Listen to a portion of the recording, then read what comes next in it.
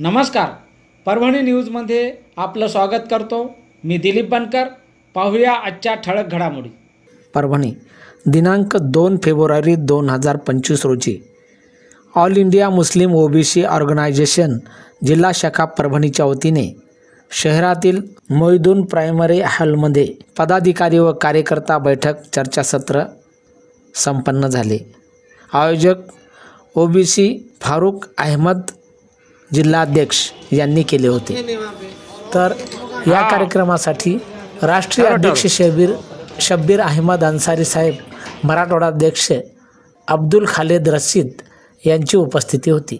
OBC जिल्हाध्यक्ष सय्यद फारूक, जिल्हा उपाध्यक्ष सलीम पिंजारी, मराठवाडा महासचिव समी खान, शहराध्यक्ष जाफर अन्सारी, तालुका अध्यक्ष रफिक शहा या कार्यक्रमामध्ये 3 पदाधिकाऱ्यांची निवडी करण्यात आल्या।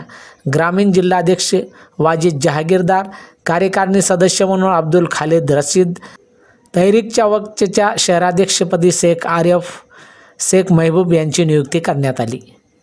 यावेळी या कार्यक्रमासाठी प्रमुख पाहुणे भगवान वाघमारे, अहमद भाई, नदीम काजी, आलिम कुरेशी, सलीम कच्छी, मोईन मौली, बादल भैया, फकीरा समाजाचे अध्यक्ष मोहम्मद शहा आदींची उपस्थिती होती। यांच्यासह प्रमुख पाहुणे उपस्थित होते। यावेळी ओबीसीतील पदाधिकारी व कार्यकर्ते मोठ्या संख्येने उपस्थित होते।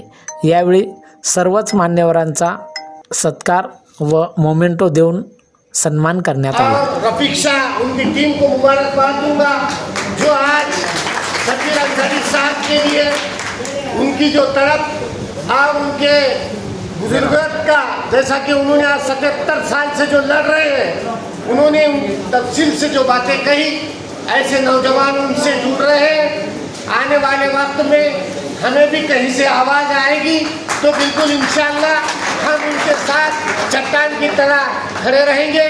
आप लोग सब आए, आप सब लोगों का मैं यहाँ पर तहे दिल से और एक बार यहाँ की टीम से और भगवान राव जो भी लोग यहाँ पर इनके बोलने पे बुलाने पर आए हैं, मैं सबका मुबारकबाद देता हूँ और फारूक ओबीसी साहब, भगवान राव वाघमारे साहब का यहाँ पर स्वागत करते हैं, सत्कार करते हैं। All India Muslim OBC organisation जो आज प्रोग्राम रखा गया था, आज इस प्रोग्राम में परभणी से नौजवान बड़ी तादाद में और ख़ास तौर से शाह बिरादरी के लोगों ने शामिल हुआ।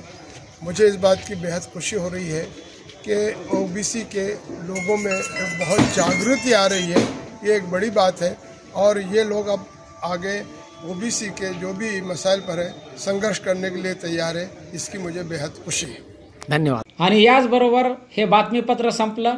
पुन्हा भेटूया पुढील बातमीपत्रात। शहरातील ताज्या घडामोडी जाणून घेण्यासाठी पाहत रहा परभणी न्यूज।